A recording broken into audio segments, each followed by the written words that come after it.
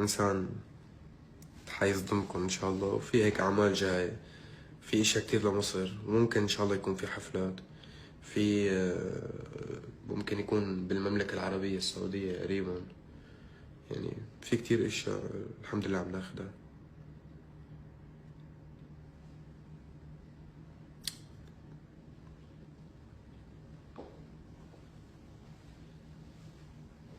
بس انا بعتقد انه 2026 راح تكون سنة حلوة علينا ان شاء الله، على الصعيد الشخصي وعلى الصعيد المهني وعلى الصعيد الفني وعلى الصعيد الحمادي. يعني حاس الحمادات هيك حيكونوا كمان.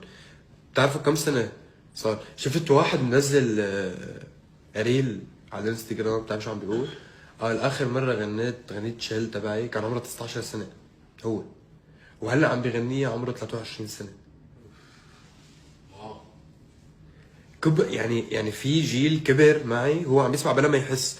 يعني احنا ركض الوقت بيناتنا، صرنا 4 سنين هيك،